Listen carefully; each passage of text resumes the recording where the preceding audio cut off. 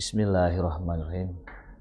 Alhamdulillahilladzi arsala rasulahu bil huda wa dinil haq liyudhhirahu 'alad dini kullihi wa kafa billahi syahida.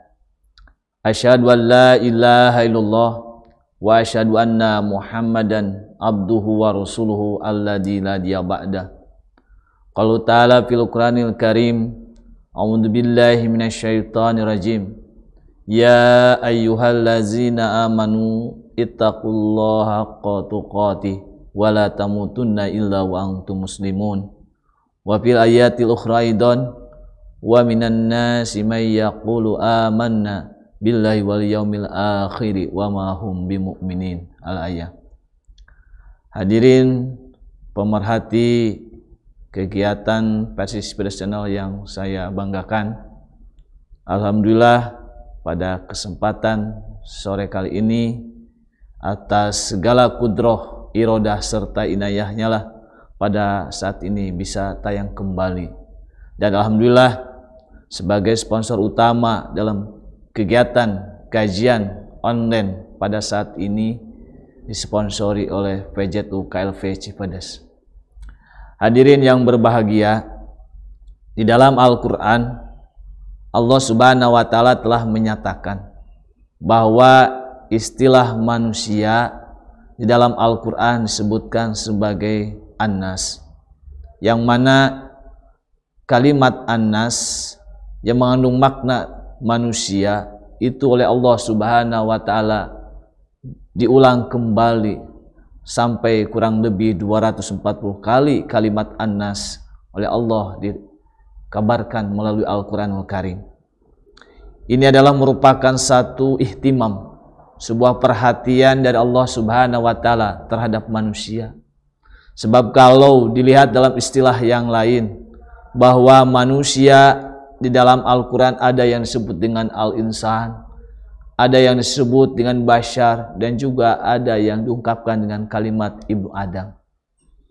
Namun yang paling utama yang perlu kita garis bawahi adalah makna An-Nas, yang mana Allah Subhanahu wa Ta'ala menyatakan karakteristik sifat yang dimiliki oleh manusia, terutama yang berkaitan dengan hal yang negatif.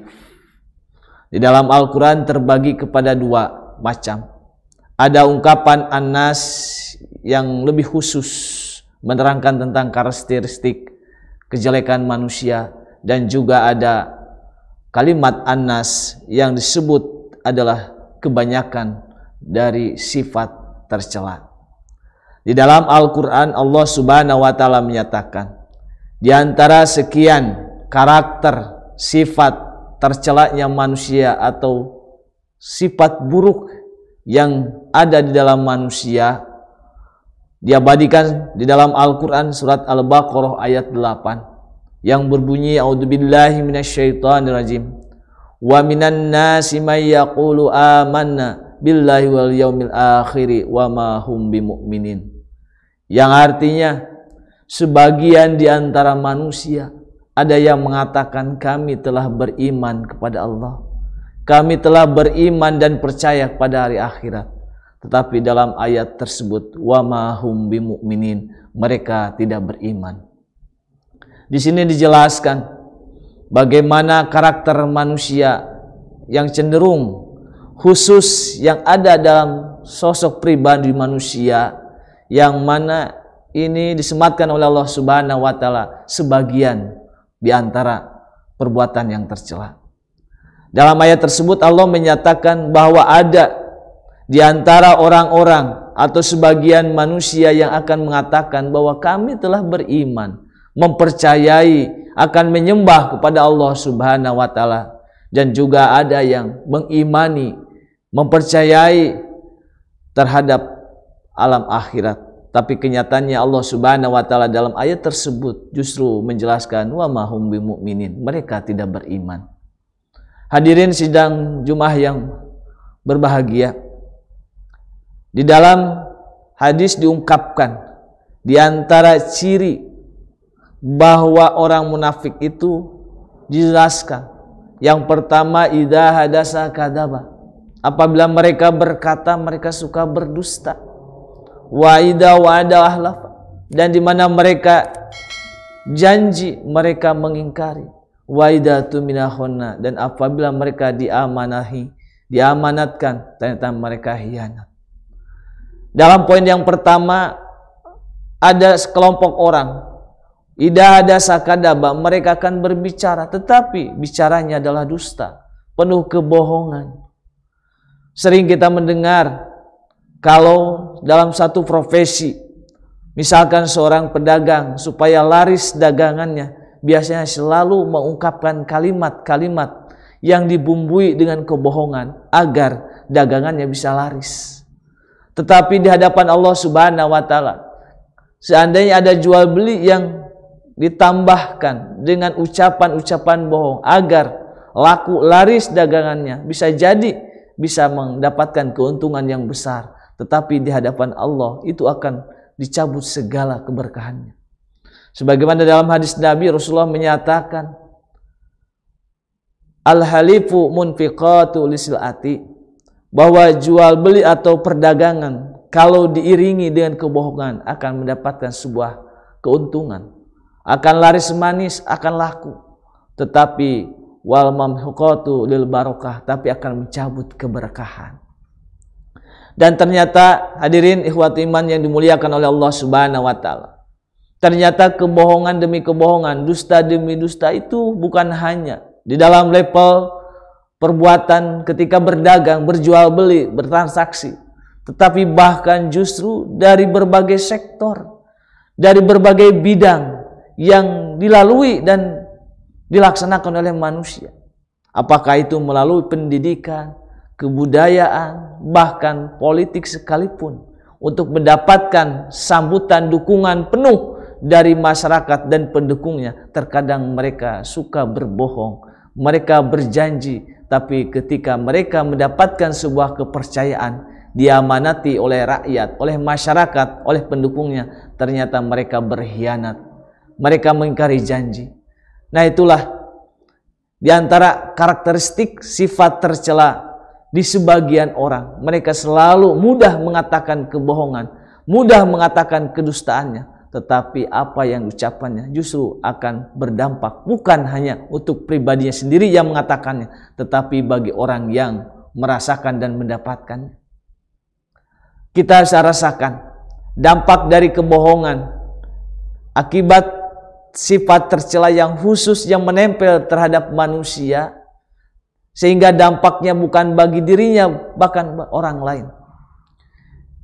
Kita tahu kondisi saat ini, bangsa ini, negeri ini, kalau kita rasakan dan kita dapati, ternyata yang seharusnya kita merasakan berupa kenikmatan, anugerah karunia dari Allah Subhanahu wa Ta'ala, yang Allah menurunkan berbagai rizki kepada negeri yang kita sayangi dan kita cintai, subur makmur, tapi kenyataannya belum dirasakan oleh sekelompok manusia atau sekelompok penduduk yang ada. Kita bisa mengambil contoh ibrah pelajaran di dalam Al-Quran, bagaimana Allah mengungkapkan kembali di dalam Al-Quran akibat dari karakteristik sifat tercelanya manusia, sehingga berdampak bukan hanya pribadinya sendiri, tapi bahkan masyarakat pada umumnya. Seperti apa yang disampaikan di dalam Al-Quran, Allah mengungkapkan kembali sebagai ibrah pelajaran bagi kita. Kita tahu bagaimana negeri Sabah, bagaimana kita tahu negeri Mekah dulu, yang mana terkenal dengan sebuah negeri yang aman tentram, negeri yang penuh keberkahan, negeri yang damai, subur makmur. Tetapi kenyataannya ketika banyak sebagian di antara manusia mereka mengingkari, mereka tidak mau patuh tunduk pada aturan Allah Subhanahu wa Ta'ala, terutama yang berkaitan dengan syukur, ternyata ini berdampak yang sangat besar. Di dalam surat Saba ayat 11 sampai 13 Allah menyatakan, wa daraballahu laqad kana lisabain fi maskanihim ayah jannataini aniyami wasimal kulu mirizki rabbikum washkuru lahu baldatun thayyibatun wa rabbun ghafur. Di dalam ayat tersebut Allah menyatakan, menjelaskan ada sebuah tanda satu wilayah, satu kampung, satu negeri yang mana oleh Allah Subhanahu wa taala diberikan sebuah kemakmuran, kesejahteraan dengan diungkapkan kalimat kulu min rizqi rabbikum, dari rizki yang Allah berikan kepada mereka, yang mereka makan, yang mereka minum, itu semuanya sumber datangnya dari Allah. Washkuru lahu, disebabkan mereka mampu bersyukur kepada Allah Subhanahu wa taala. Tetapi ketika mereka, para pemimpin, masyarakat pada umumnya, ternyata mereka mengingkari akan nikmat Allah, mereka berpaling kepada Allah. Yang tadinya mereka beriman, menyembah Allah, berbalik menjadi sebagai penyembah kemusyrikan, itu menyembah matahari. Yang akhirnya Allah tidak ridho terhadap negeri tersebut, maka Allah menurunkan sebuah azab terhadap mereka. Fa'aradu farsalna alaihim, ketika mereka berpaling dari ayat-ayat Allah, mengingat Allah, bersyukur pada Allah, maka Allah Subhanahu wa taala mengutus, mengirim kepada negeri tersebut, negara tersebut, yaitu berupa banjir bandang, yang mana tadinya negeri tersebut terkenal dengan dua kebun yang dihapit kanan kirinya, kemudian ada walungan yang begitu luas sehingga bisa mengairi perkebunan, sehingga melahirkan sebuah tatanan kehidupan yang governance, suatu tatanan negeri yang subur makmur. Tetapi ketika mereka fa'arodu, berpaling, apakah itu dalam artian sebagai penyembah Allah Subhanahu wa taala, yang tadinya bertauhid kepada Allah, mereka mengingkari, mereka tidak mensyukuri, yang akhirnya akibat perilaku karakter sebagian manusia yang tercela, yang selalu berbohong, yang selalu mengingkari dan selalu berkhianat terhadap masyarakatnya, yang akhirnya wabadalnahum, Allah mengganti negeri tersebut yang tadinya negeri makmur berubah menjadi negeri yang gersang. Hadirin sidang yang berbahagia, bahkan di dalam ayat yang lain Allah menggambarkan, mencontohkan satu negeri yang dulu terkenal, kota Mekah, yang jauh nun di sana sebelum kelahiran Rasulullah SAW, ternyata pernah terjadi sebuah peradaban yang makmur, yang aman, tentram. Tetapi semakin kesini, ternyata para pemimpin masyarakat pada saat itu mereka tidak lagi sebagai penyembah Allah, tidak lagi bersyukur kepada Allah Subhanahu wa taala, tapi menjadi mereka penyembah berhala, patung dan sebagainya, yang akhirnya tadinya termasuk sebagai negeri aman, maka Allah memberikan sebuah adab dengan kemarau panjang sampai kurang lebih di dalam tafsir 7 tahun. Di dalam ayat surat An-Nahl ayat 111 sampai 113 Allah menyatakan, wa daraballahu masalan qaryatan kanat aminatan mutmainatan ya'tiha rizqa ragadan min kulli makan. Yang artinya Allah telah memberikan sebuah perumpamaan, satu negeri, satu kota, satu wilayah, satu desa, satu kampung, bahkan satu masyarakat yang terkenal dengan ketentramannya, kedamaian, kesuburannya, keberkahannya dari Allah Subhanahu wa taala. Tetapi ketika mereka mengingkari akan karunia yang Allah diberikan kepada mereka, yang akhirnya yang tadinya sebagai negeri yang penuh keberkahan, penuh dengan ketentraman, ketenangan, maka berubah diadab oleh Allah Subhanahu wa taala sebab mereka tidak mengakui dan menerima, bahkan mendustakan Rasul pada saat itu. Walaqad ja'ahum rasulun minhum fakadzabuhu, mereka mendustakan, wahudamul adab wahum dolimun, disebabkan mereka dolim terhadap apa yang Allah berikan kepada mereka. Hadirin sidang yang berbahagia, dua ayat tersebut menjelaskan tentang bagaimana suatu daerah, suatu wilayah, bahkan suatu negeri bisa hancur luluh-lantah, hilang keberkahannya. Itu disebabkan oleh karakteristik sifat tercelanya manusia. Seperti apa yang tadi diungkapkan di dalam surat Al-Baqarah, Wa minan nasi may yaqulu amanna billahi wa bil yaumil akhir wa ma hum bimumin. Mereka tidak beriman kepada Allah, mereka tidak mengimani terhadap adanya hari akhirat. Dan di antara ayat yang lain yang menyebabkan kenapa keberkahan itu dicabut dari manusia, dari satu negara atau wilayah, disebabkan manusia cenderung lebih menyukai, menyenangi terhadap dunia secara berlebihan, yang akhirnya karena cintanya kepada dunia, cintanya kepada sesuatu yang bersifat sementara, yang bersifat nisbi, yang satu saat akan hancur, yang akhirnya mereka melupakan janji ikrar setia kepada Allah Subhanahu wa taala. Apakah ketika sebelum lahir ke alam dunia, yang mana ruh itu pernah dimintai pertanggungjawaban, dimintai persaksian bahwa tidak ada Tuhan yang wajib disembah kecuali Allah.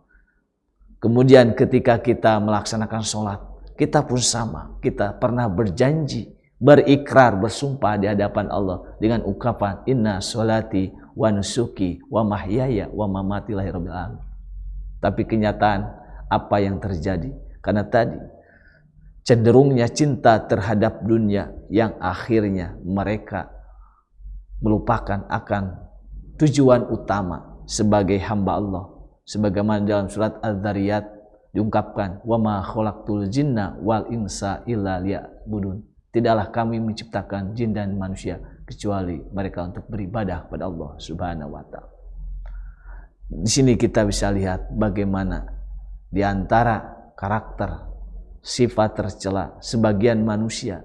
Yang pertama tadi dikatakan mereka beriman, mempercayai, akan berjanji menyembah Allah Subhanahu wa taala, meyakini, mengimani akan adanya alam akhirat, tapi kenyataannya mereka tidak beriman.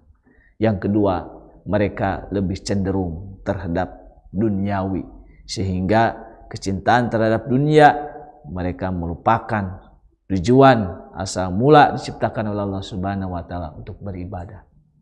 Yang ketiga, di antara karakter sifat jeleknya manusia, mereka sebagian manusia itu membuat tandingan, sembahan, bukan hanya kepada Allah semata, tetapi kepada makhluk yang lain yang mempunyai sebuah kekuatan, yang mampu memberikan sesuatu kepada mereka. Akhirnya menduakan Tuhan. Sebagaimana dalam Al-Quran surat Al-Baqarah Allah menyatakan, wa minan nasi may yattakhiduna min dunillahi angdadan yuhibunahum kahubillah walladzina amanu asaddu hubbalillah. Di antara mereka, sebagian mereka ada yang menjadikan sembahan kepada Allah berupa tandingan. Mereka mencintai terhadap mereka seperti mereka mencintai terhadap Allah. Artinya sudah berbuat syirik, menduakan sesuatu yang disembah, yang akhirnya Allah Subhanahu wa taala tidak ridho terhadap hambanya, atau tidak ridho terhadap manusia yang menduakan di dunia ini. Yang akhirnya apa yang tadi saya katakan, bahwa di antara tercabutnya atau hilangnya sebuah keberkahan, sebuah ketentraman, kedamaian yang harusnya bisa dimiliki oleh semua manusia, tapi akibat segelintir, sekelompok, sebagian manusia yang sudah berbuat yang tidak baik, mereka sudah menjadikan perbuatan syirik. Mereka beribadah kepada Allah, tapi pun mereka beribadah kepada makhluk yang lain. Mereka meminta kepada Allah, tetapi mereka pun sama meminta terhadap makhluk bantuan. Apakah itu melalui dengan yang sudah mati, ataupun kepada benda-benda yang dianggap keramat. Nah, itulah diantara sebagian karakteristik sifat tercelanya manusia. Di dalam Al-Quran Allah Subhanahu wa ta'ala, di antara perbuatan atau sifat karakter tercela secara menyeluruh kebanyakan manusia, di antaranya yang sering dan kita rasakan pada saat ini, sehingga ini bisa berpengaruh kepada kehidupan berbangsa dan bernegara, atau mungkin secara pribadi masyarakat akan bisa dirasakan. Ternyata di antara kebanyakan manusia karakter yang tercela secara umum, yaitu mereka termasuk orang yang tidak pandai bersyukur kepada Allah. Itu dibuktikan di dalam Al-Quran. Allah Subhanahu wa Ta'ala menyatakan, Innallaha, sesungguhnya Allah telah menjadikan ala nasi, ladu fadlin ala nasi, telah memberikan karunia berbagai macam nikmat yang tidak terhingga, memberikan fadilah, keutamaan kepada seluruh manusia. Walakinna aksarun nasi la yashkurun, tetapi ternyata mereka tidak mau mensyukuri akan nikmat Allah. Jadi akan ada banyak orang-orang yang mengaku dirinya beriman kepada Allah, mengaku beriman percaya pada hari akhirat, tapi kenyataannya ketika Allah Subhanahu wa Ta'ala memberikan anugerah karunia yang tidak terhingga kepada mereka, justru sebaliknya, walakinna aksaran nasi la yashkurun. Mereka tidak, kebanyakan mereka tidak mau mensyukuri. Padahal jelas bahwa makna syukur adalah menyesuaikan diri apa yang Allah berikan kepada manusia, kemudian manusia itu menyamakan apa yang diinginkan oleh Allah Subhanahu wa Ta'ala. Apakah Allah ketika memberikan mata, Allah ketika memberikan pendengaran kita, itu harus dipergunakan sesuai dengan keinginan yang memberinya. Ketika Allah Subhanahu wa Ta'ala memberikan kepada kita bisa melihat dengan jelas, diberikan kesehatan, kita bisa memandang, melihat alam semesta ini, maka itu harus dipergunakan. Untuk apa? Untuk meneliti, menelaah, mentafakuri, mendaburi ayat-ayat Allah secara tersurat ataupun tersirat. Jangan sampai ketika Allah memberikan pandangan kita yang begitu hebat terhadap manusia, tapi ternyata manusia itu sendiri tidak mau mensyukurinya. Justru malah mata dipergunakan kepada sesuatu yang berbau maksiat, yang bisa menyebabkan kemurkaan Allah Subhanahu wa Ta'ala. Hadirin sidang yang berbahagia, jadi kalau melihat ayat ini ternyata banyak sekali manusia-manusia yang tidak pernah mau bersyukur. Dan memang di dalam Al-Quran surat Sabah pun dinyatakan bahwa ternyata sedikit sekali orang-orang yang pandai bersyukur. Allah berjanji kepada siapapun orangnya, ketika mereka mensyukuri akan karunia Allah yang termaktub dan tidak termaktub, yang tersurat dan tersirat, maka janji Allah akan menambahkan karunia-Nya. La in syakartum la azidannakum wa in kafartum inna adzabi lasyadid. Janji Allah, kalaulah manusia itu pandai bersyukur, la azidannakum, maka kami akan tambahkan, akan kami karuniakan, dilebihkan kepada mereka. Tetapi sebaliknya ketika mereka tidak bersyukur, mereka kufur akan karunia Allah Subhanahu wa Ta'ala, maka yang terjadi sebaliknya, Allah akan memberikan sebuah adab terhadap mereka. Hadirin sidang yang berbahagia, disinilah kita bisa menelaah ternyata kebanyakan manusia kalau memandang ayat tadi, ternyata kebanyakan orang tidak pandai mensyukuri akan karunia Allah Subhanahu wa Ta'ala. Kemudian dalam ayat yang lain, bahwa di antara karakter sifat jelek ataupun buruknya manusia, mereka selalu melalaikan akan kewajiban. Itu bisa diabadikan, kita bisa lihat di dalam Al-Quran surat Yunus ayat 92-93, yang mana Allah Subhanahu wa Ta'ala di sana dengan ungkapan kalimat fali yauma nunazzika bi badanika litakuna liman khalfaka ayah wa inna katsiran minan nasi an ayatina laghafilun. Ayat ini berbicara tentang Allah memberikan sebuah ibrah, pelajaran, tadkirah, dengan cara mengawetkan seorang sosok pribadi manusia yang begitu hebat dan luar biasa, yang mempunyai jabatan tinggi di Mesir, mempunyai tentara yang elit, pasukan yang banyak, tetapi karena kesombongan dan ketakaburannya orang tersebut, maka oleh Allah Subhanahu wa Ta'ala dimatikan dengan cara ditenggelamkan di laut ketika mereka mau mengejar kepada Nabi Musa alaihissalam. Maka oleh Allah Subhanahu wa taala mayat Fir'aun oleh Allah diabadikan, dikuatkan, tidak sampai rusak. Untuk apa? Untuk sebuah pelajaran, sebuah ibrah, tadkirah, pelajaran kepada manusia ketika mereka telah melalaikan ayat-ayat Allah, mereka melupakan akan kebesaran Allah Subhanahu wa taala. Sehingga karena kesombongan dan ketakaburannya, maka Fir'aun bahkan menyatakan diri sebagai Tuhan. Maka Allah tidak senang akan hal itu, maka oleh Allah Subhanahu wa taala Fir'aun ditenggelamkan di tengah lautan, dan kemudian jasad fisik badannya ku Allah tidak dihancurkan tapi diabadikan, diawetkan, yang kemudian ditemukan oleh para arkeolog pada saat itu, kemudian dibasam, dimumikan, kemudian disimpan di sebuah tempat yang bernama piramid.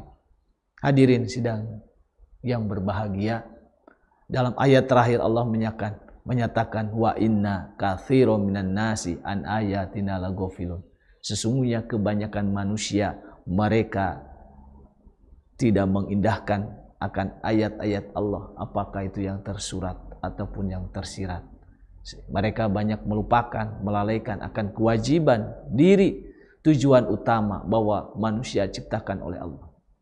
Dan sering terkadang manusia dalam ungkapan An-Nas yang tadi dinyatakan dengan minan nas dan kemudian dengan ungkapan aksaron nas, ternyata sering terjadi di antara kita banyak menganggap bahwa sesuatu yang berbuat maksiat, merasa ini enteng, ini mudah, ini tidak apa-apa, Allah kan itu Rahman Rahim. Tapi kenyataannya itu justru di hadapan Allah Subhanahu wa taala, mau enteng, mau ringan, mau kecil, tapi ternyata di hadapan Allah Subhanahu wa taala yang namanya kemaksiatan, yang namanya dosa itu akan besar dampaknya di hadapan Allah. Sebagaimana di dalam Al-Qur'an Allah Subhanahu wa taala menyatakan di dalam surat An-Nur, wa tahsabuna hayyinan indahum wa indallah adim. Ternyata di hadapan Allah itu besar. Ketika kita menganggap kita berbuat salah, ini mah kecil, ini mah sepele, gak mungkin Allah tidak maafkan. Tapi justru dari perbuatan tersebut itu akan melahirkan sebuah bongkahan es yang besar, yang bisa mengakibatkan kita akan mendapatkan adab dari Allah Subhanahu wa taala. Sebab dengan banyaknya kemaksiatan, kemungkaran yang dilakukan oleh sebagian manusia ataupun kebanyakan manusia, justru itu akan berdampak buat diri pribadi, masyarakat, wilayah, negara, negeri yang kita cintai. Itu akan berdampak, akan menutup, menghijab, menghalangi akan sebuah kebaikan. Apakah itu berupa ketentraman, kedamaian, keberkahan, kesuburan, dan sebagainya. Nah, ini sebagai bahan introspeksi bagi diri kita semua. Sebab di dalam Al-Quran jelas bahwa siapapun orangnya yang berbuat salah itu akan mendapatkan balasan. Dan ketika banyaknya kemaksiatan, bukannya tidak ada orang yang soleh, apakah itu rajin beribadah, rajin mengaji, mencari ilmu, berinfak, sedekah, melakukan suatu kebaikan. Tapi kenapa justru kita rasakan bukannya sebuah kesuburan, kemakmuran, kebahagiaan, keberkahan, tapi sebaliknya justru kemafsadatan, kehancuran, banjir, longsor, dan sebagainya. Itu bisa jadi, itu akibat ulah manusia-manusia yang tadi menganggap bahwa dosa itu kecil, dosa itu ringan, menganggap ringan, yang akhirnya mereka terus-menerus berbuat dosa, yang akhirnya menjadi sebuah gunung yang besar, sebuah dosa yang besar, yang akhirnya itu akan menutupi, menghalangi hijab turunnya keberkahan dari Allah Subhanahu wa taala. Makanya benar apa yang dikatakan oleh Ibnu Qayyim, bahwasanya ketika kemaksiatan sudah merajalela, maka kebaikan pun akan tertutupi. Keberkahan-keberkahan akan tertutupi. Sebagaimana dalam kitab Ad-Dawa'u halaman 199 Ibnu Qayyim menyatakan, min uqubatil ma'asyi, hukuman akibat banyaknya kemaksiatan yang dilakukan oleh sebagian manusia ataupun kebanyakan manusia, ternyata itu berdampak terhadap kemakmuran, kesuburan dan keberkahan. Di antaranya ungkapan Ibnu Qayyim di dalam kitab tersebut, dia menyatakan, innaha tamhaku min barakatil umri wa barakatil rizqo wa barakatil ilmu wa barakatil amali wa barakatil ta'ah. Dengan adanya berbagai macam kemaksiatan, dosa yang dilakukan, yang tadi menganggap bahwa kemaksiatan dosa itu ringan, dianggap sepele, yang akhirnya yang terjadi apa? Keberkahan umur, keberkahan rizki, keberkahan ilmu, keberkahan amal, dan sekaligus keberkahan ketaatan kepada Allah akan semakin berkurang, yang akhirnya keberkahan itu akan hilang dalam pribadi manusia itu sendiri, masyarakat, bahkan lebih luas wilayah negeri yang kita cintai, yang akhirnya kita bisa merasakan dampaknya seperti apa sekarang ini. Kita semakin banyak hutang, kita banyak lihat hujan terus menerus yang mengakibatkan banjir, longsor dan sebagainya. Itu bisa diakibatkan mungkin oleh ulah tangan manusia itu sendiri. Sebagaimana dalam Al-Quran nyatakan bahwa kerusakan di muka bumi, di daratan dan di lautan itu akibat ulah tangan manusia itu sendiri. Makanya ketika kita berbuat salah, berbuat hilaf, berbuat dosa, berbuat maksiat, maka imbangilah dosa tersebut dengan apa? Dengan cara bertobat. Minimal kita memperbaiki dengan kalimat istighfar, memohon ampun kepada Allah bahwa apa yang dilakukan itu adalah tidak baik dan tidak benar di mata Allah Subhanahu wa taala.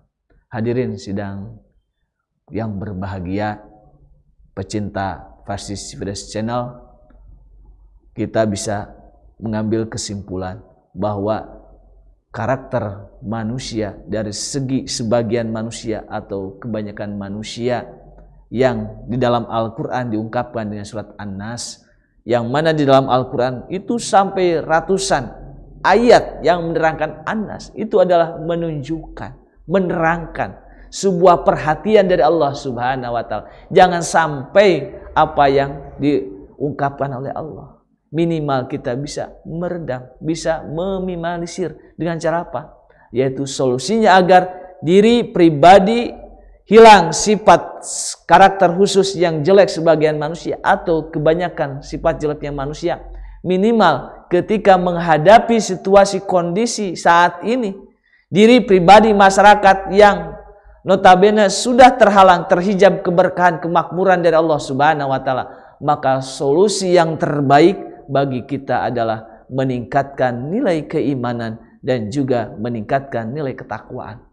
Sebagaimana di dalam Al-Quran Allah Subhanahu wa taala menyatakan, walau anna ahlal qura amanu wa taqau la fatahna alaihim barakatim minas sama. Kalaulah satu keluarga, satu masyarakat, daerah, wilayah ataupun negeri, semuanya masyarakatnya dalam kondisi beriman dan bertakwa kepada Allah Subhanahu wa taala, maka Allah akan menjanjikan, akan membukakan, pasti Allah akan membukakan kepada mereka keberkahan dari langit dan bumi. Makanya hebatnya ayat Al-Quran ini dengan ungkapan barokah, bukan dengan kalimat rizku. Saya tidak pernah mendengar ketika berbicara ayat ini, walau anna alal qura amanu wa taqala fahtahna alaihim rizquhum. Tapi ternyata di dalam ayat tersebut Allah mengungkapkan dengan kalimat barokah. Sebab berkah itu ketika pribadi, keluarga, masyarakat dan lebih luas negeri kita dalam keadaan mendapatkan keberkahan, otomatis mereka akan mendapatkan rezeki dari Allah Subhanahu wa taala. Tapi sebaliknya ketika Allah Subhanahu wa taala menurunkan rezeki kepada setiap manusia, maka belum tentu keberkahan itu akan muncul kepada mereka. Makanya keberkahan itu lebih spesifik dikhususkan bagi orang-orang yang beriman dan bertakwa. Sebagaimana dalam ayat muqaddimah ya ayyuhalladzina amanu ittaqullaha haqqa tuqatih wa la tamutunna illa wa antum muslimun. Jadilah kalian menjadi orang yang sebenar-benarnya iman, sebenar-benarnya takwa, dan janganlah kalian meninggal kecuali dalam keadaan berserah diri kepada Allah Subhanahu wa taala. Artinya bisa memahami jati diri bahwa dia diciptakan oleh Allah Subhanahu wa taala. Yang namanya manusia diturunkan ke muka bumi, dilahirkan di alam dunia ini, bukan berarti kita harus berleha-leha, tapi punya satu tugas yang utama, yaitu untuk berbakti, beribadah kepada Allah Subhanahu wa taala. Hadirin sidang yang berbahagia, alhamdulillah pada kesempatan sore kali ini dengan bekerja sama dengan PJ UKL Cipedes, maka Versi Cipedes Channel bisa siaran kembali. Mudah-mudahan ilmu yang saya sampaikan, apa yang saya berikan kepada hadirin ikhwatu iman bisa bermanfaat, khususnya bagi saya pribadi, umumnya hadirin yang berbahagia yang menyaksikan dan menyimak dari kegiatan kajian online Jumat kali ini. Mudah-mudahan kita semua diberikan sebuah keistiqomahan, kebahagiaan, kemudahan untuk melaksanakan aturan Allah di muka bumi dengan cara meningkatkan nilai-nilai keimanan dan kemudian dijabarkan, diimplementasikan dengan beramal soleh, yaitu melalui ketakwaan kepada Allah Subhanahu wa taala. Mungkin itu yang bisa saya sampaikan. Mari kita akhiri dengan doa. Rabbana la tuzigh qulubana ba'da idh hadaitana wa hab lana min ladunka rahmah innaka antal wahhab. Rabbana atina fid dunya hasanah wa fil akhirati hasanah wa qina adzabannar. Aqulu qouli hadza wa astaghfirullaha minkum. Wassalamu alaikum warahmatullahi wabarakatuh.